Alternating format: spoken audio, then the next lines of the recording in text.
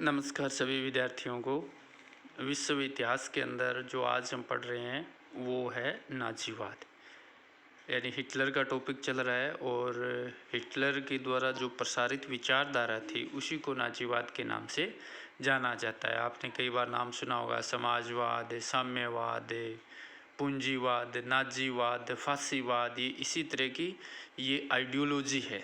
तो आज हम नाजीवाद पर बात करते हैं कि एक्चुअल में नाजीवाद क्या है। तो देखो, सीधे शब्दों में तो आप ये समझिए कि नाजीवाद हिटलर के द्वारा प्रचारित वह विचारधारा है जिसमें व्यक्ति को सर्वश्रेष्ठ मानते हुए और राज्य को सर्वोपरि मानते हुए उसी के लिए सर्वे सब कुछ न्यौछावर कर देने की एक विचारधारा है।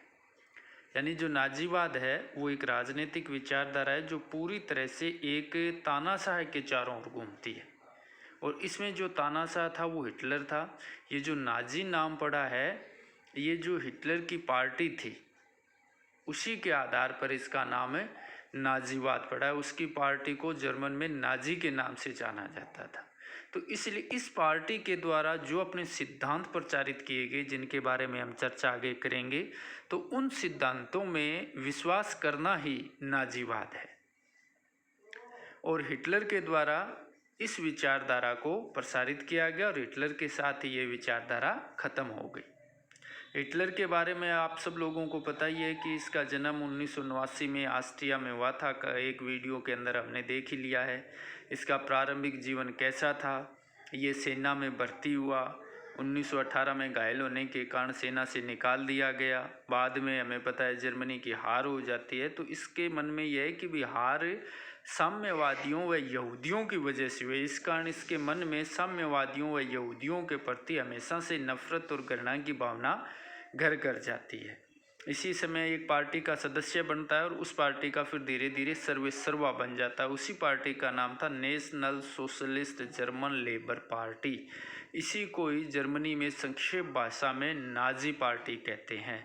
और हिटलर द्वारा प्रतिपादित जो इसके सिद्धांत थे उन्हीं को ही नाजीवाद के नाम से जाना जाता है। यानी नाजी पार्टी के द्वारा प्रतिपादित सिद्धांत है उन्हीं को नाजीवाद के नाम से जाना जाता है।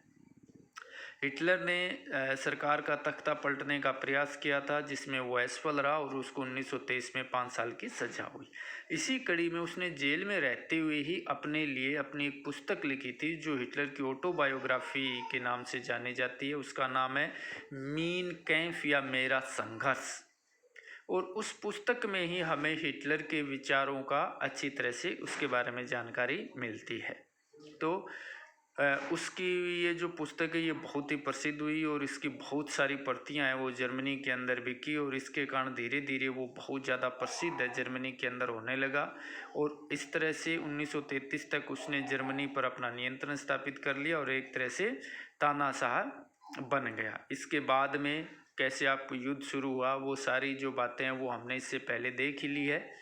और अब इसके अंदर हम कुछ बातें देखेंगे कि भी नाजीवाद जो है आइडियोलॉजी उसके उदय के क्या कारण थे या हिटलर के उदय के क्या कारण थे। तो ये 5-7 कारण है कि भी एक तो वर्साई की अपमानजनक संधि थी कि वर्साई की जो संधि है वो जर्मनी के लिए बड़ी ही एक अपमानित संधि थी और हर एक जर्मन है उस संधि से घृणा या नफरत करता था।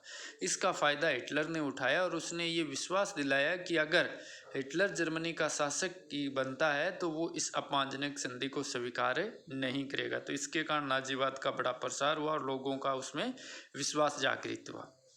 इसके अलावा हिटलर का जो व्यक्तित्व है उसके प्रचार प्रसार करने के जो तरीके हैं या उसके जो प्रोपगेंडाज है उसने भी लोगों को बड़ा प्रभावित किया और नाजीवाद में जर्मन लोगों का विश्वास बढ़ता चला गया।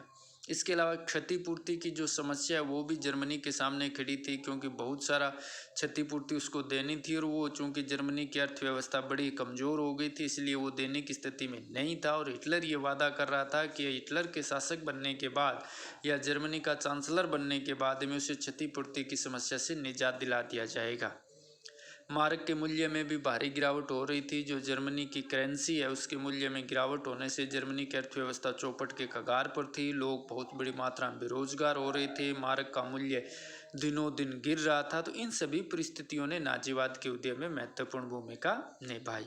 1929 की जो आर्थिक महामंदी है उसने तो जर्मनी को एक तरह से बुरी तरह से तोड़ दिया था। तो उस महामंदी ने भी नाजीवाद के उदय का आधार तैयार किया। जर्मनी की जो आर्थिक बदहाली है, उसके जो कोयला और लोहे के क्षेत्रों का हाथ से निकल जाना है या बहुत बड़ी मात्रा में इंडस्ट्री का ध्वस्त हो जाना है, इसके कारण जर्मनी की जो आर्थिक स्थिति थी वो बहुत ही खराब हो चुकी थी। इन सारी परिस्थितियों ने ही नाजीवाद के उदय के लिए मार्ग तैयार किया। और इसके अलावा जर्मनी में ऐसी कोई सुदृढ़ शासन व्यवस्था या सरकार भी स्थापित नहीं हो पा रही थी कि जो जर्मनी को इन समस्याओं से बाहर निकाल दे।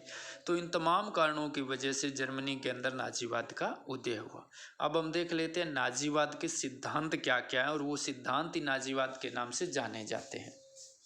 सबसे पहला सिद्धांत है व्यक्ति का स्थान सर्वोपरि। इसमें एक व्यक्ति, एक नेता और एक पार्टी का सिद्धांत सर्वोपरि होता है कि भाई व्यक्ति का स्थान सर्वोपरि है और किसी भी सूरत में उसके आदेशों की अवहेलना नहीं होना चाहिए। नाजी पार्टी के अंदर वो व्यक्ति हिटलर था, तो हिटलर ही सर्वेसर्वा था और अन्य व्यक्तियों को उसके द्वारा दिए गए आदेशों की पालना करनी थी। तो यानी कहने का मतलब ये है कि नाजीवाद के अंदर व्यक्ति का स्थान है वो सर्वोपरि होता है। दूसरी विचारधारा क्या है कि लोकतंत्र का विरोधी होता है। चूंकि व्यक्ति सर्वेसर्वा होता है तो स्वाभाविक सी बात है कि लोकतंत्र तो हो ही नहीं सकता। तो ये लोकतंत्र के घोर आलोचक होते हैं और लोकतंत्र को शून्य, मूर्ख, काय और निकम्मे लोगों के गढ़ के रूप में ये परिभाषित करते हैं। साम्यवाद का भी विरोधी होता है। इनका मानना है कि जो साम्यवादी लोग होते हैं वो एक व्यक्ति की आगे बढ़ने की जो चाहत और इच्छा है उसके ऊपर कुठाराघात लगा देते हैं। इनका मानना है कि साम्यवाद जो वर्तमान व्यवस्था चल रही है उससे भी बहुत ज़्यादा बुरा है। तो इसलिए नाजीवाद लोकतंत्र का विरोधी भी है और साम्यवाद का भी विरोधी है। बुद्धिवाद का भी विरोधी है। शोपेनहायर, नीत्शे, जेम्स सोरेल, प्रेतो जैसे अनेक दार्शनिकों ने बुद्धिवाद के स्थान पर लोगों को सहज बुद्धि, इच्छा शक्ति और अंतर्दृष्टि को उच्च स्थान प्रदान किया है। नाजी भी इसी विचारधारा को मानते थे कि व्यक्ति अपनी बुद्धि से नहीं भावनाओं से कार्य करता, इसलिए अधिकांश पढ़े लिखे और सुशिक्षित व्यक्ति भी मूर्ख होते हैं। उनमें निष्पक्ष विचार करने की क्षमता नहीं होती है और वे अपने मामले में भी बुद्धि पूर्वक विचार नहीं करते हैं। वे भावनाओं तथा पूर्व निर्मित अवधारणाओं के आधार पर ही कार्य करते, इसलिए जनता को यदि अपने अनुकूल कर लिया जाए तो उस बड़े से बड़े झूठ को भी सत्य मनवाया जा सकता है। और आपको पता भी है कि जो हिटलर का प्रचार मंत्री था गोबल्स, उसका ये कहना भी था कि अगर आप एक झूठी चीज़ को 100 बार दोहराओगे तो वो झूठी चीज़ भी सत्य लगने लगती है। तो ऐसे ही प्रोपगेंडे का इस्तेमाल है ये नाजी लोग करते थे। तो इसलिए ये बुद्धिवाद का विरोधी है। अंधश्रद्धा यानी अपने पार्टी के प्रति, अपने पार्टी के नेता के प्रति अंधश्रद्धा की बात करता है। अंधश्रद्धा की बात यह है कि उसके द्वारा लिए गए निर्णयों और दिए गए कार्यों में किसी भी तरह के प्रश्न चिन्ह नहीं होने चाहिए। जो कार्य दिए जाते हैं उनको बिल्कुल सही मानते हुए और उन कार्यों को करने की इच्छा करनी है। शक्ति और हिंसा के सिद्धांत में विश्वास करता है। नाजियों ने लोगों में अंधश्रद्धा उत्पन्न कर दी और जो लड़ना नहीं चाहता था उसे इस दुनिया में जीवित रहने का कहा कि कोई अधिकार नहीं है। तो इस सिद्धांत को प्रतिपादित करना हिटलर की मजबूरी भी थी, क्योंकि प्रथम विश्व युद्ध के बाद हुई वर्साई की संधि में उस पर जोर, दंड एवं प्रतिबंध लगे हुए थे। वार्ताओं द्वारा उसे बाहर निकलने का कोई मार्ग नहीं था। इन परिस्थितियों में युद्ध ही एकमात्र रास्ता था और उसके लिए सभी जर्मन वासियों का सहयोग आवश्यक था, इसलिए लोगों ने इसे सहयोग भी दिया।